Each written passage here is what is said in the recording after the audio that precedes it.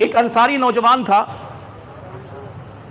اللہ کے نبی کی بارگاہ میں سرور کائنات صلی اللہ علیہ وسلم کے پیچھے نماز بھی پڑھا کرتا تھا اور ساتھ ہی ساتھ بڑے بڑے گناہ کبیرہ بھی کیا کرتا تھا، یعنی بڑے بڑے گناہ بھی کیا کرتا تھا۔ سبحان اللہ۔ یہ دیکھیے ہمارے طہا مسجد طہا کے امام صاحب اور مسجد غوث اعظم کے امام صاحب اور ہمارے یہاں جتنے بھی سب افراد سارے افراد ہیں، ہم تو یہ سوچ رہے تھے کل سے کہ لگتا کوئی آئے گا ہی نہیں، ماشاءاللہ اپنے اپنے وقت کے امام یہاں آ گئے، محلے کے امام آ گئے، اور جب محلے کے امام آ جائیں تو سمجھو پورا محلہ آ گیا، جب بستی کے امام آ جائیں تو سمجھے پوری بستی آ گئی۔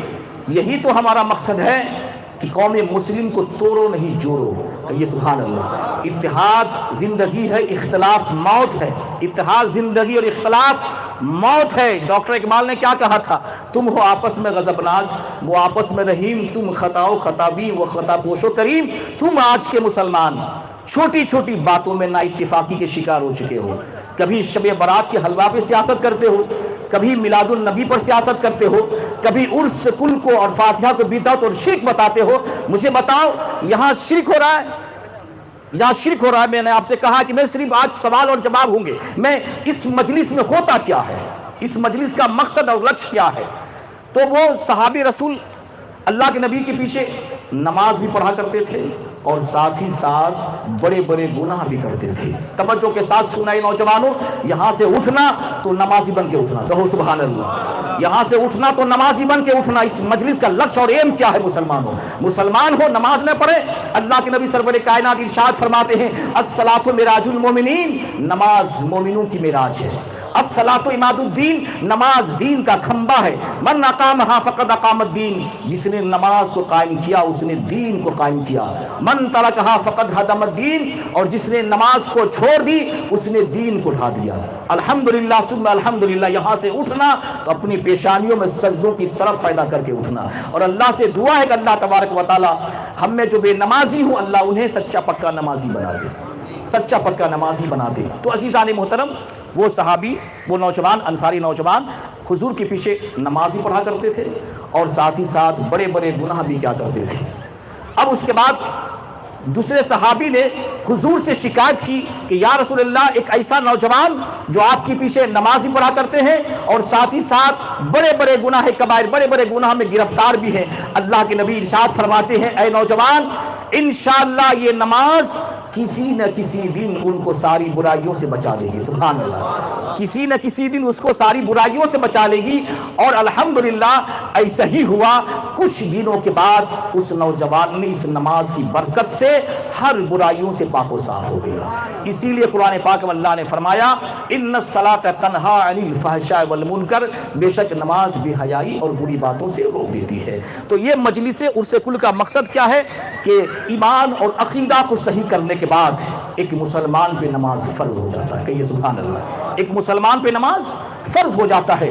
اللہ تبارک و تعالیٰ قرآن پاک میں ارشاد فرما رہا ہے حافظوا علی الصلوات والصلاۃ الوسطی وقوموا للہ قانتین، تمام نمازوں کی حفاظت کرو اور بیچ والی نماز یعنی عصر کی حفاظت کرو۔ ایک بار میں جب کنز الایمان کا میں مطالعہ کر رہا تھا اور جب اس آیت ربانی کے میننگ کو میں جب پڑھ رہا تھا کہ تمام نمازوں کی حفاظت کرو، تمام نمازوں کی حفاظت کرو، میں یہ سوچ رہا تھا قسم خدا کی آج کا مسلمان صرف نماز کی حفاظت کرتا تو اللہ اس کی حفاظت کرتا، اس کے جان، اس کی مال، اس کی جائیداد، اس کی سمپتی کی اللہ حفاظت فرماتا۔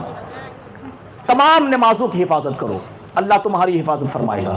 میں آپ کو صرف جب میں نے نماز کے تعلق سے میں نے بیان کیا ہے میں بات مکمل کر دوں۔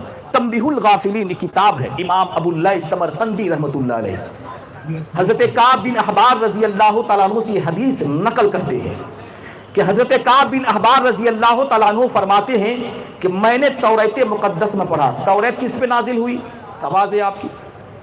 حضرت موسیٰ علیہ السلام پر کہیے، حضرت موسیٰ علیہ السلام بھی توریت نازل ہوئی۔ حضرت کعب بن احبار رضی اللہ تعالیٰ عنہ فرماتے ہیں کہ میں نے توریت مقدس میں پڑھا کہ اللہ نے موسیٰ علیہ السلام سے فرمایا کہ اے موسیٰ احمد اور اس کی امت فجر کی 2 رکعت نماز پڑھے گی. کہیے سبحان اللہ. احمد اور محمد صلی اللہ علیہ وسلم, میرے آقا صلی اللہ علیہ وسلم کے 2 ذاتی نام ہیں, ایک ہے احمد اور ایک ہے محمد. کہیے سبحان اللہ. کسی نے دادا عبد المطلب سے پوچھا کہ آپ نے اپنے پوتے کا نام محمد کیوں رکھا؟ تو دادا عبد المطلب جواب دیتے ہیں کہ میرے پوتے کا نام احمد ہے اور میں نے اپنے پوتے کا نام محمد اس لیے رکھا. اگر آپ سے کوئی پوچھ لے کہ محمد کا معنی کیا ہے تو معلوم کیا بولو گے؟ محمد کے معنی کیا ہے؟ وہ ذات جس کی خدا نے سب سے زیادہ تعریف کی ہو. کہیے سبحان اللہ. سب سے زیادہ جس خدا نے اس محمد کی سب سے زیادہ تعریف کی ہو. اب سوال یہ پیدا ہوتا ہے کہ وہ ایسی ذات جب خدا نے سب سے زیادہ تعریف کی ہو, اب دنیا تعریف کرے یا نہ کرے؟ اللہ کے نبی ہماری تعریف کے محتاج نہیں. کوئی مولوی ہو, کوئی مفتی ہو, تعریف کرے یا نہ کرے, جب اللہ نے قرآن پاک میں فرما دیا وَرَفَعْنَا لَكَ ذِكْرَكَ, اے حبیب ہم نے آپ کی شان کو اونچا کر دیا, ہم نے آپ کی شان کو اونچا کر دیا, تو اب کون ان کی شان کو اونچا کر سکتا ہے؟ اب ہمارے جیسے لوگ, ہم عاشق رسول, اگر ہم حضور کی شان کو بیان کرتے ہیں تو ان کی شان اونچی نہیں ہوتی ہے, اپنی شان اونچی ہو جاتی ہے.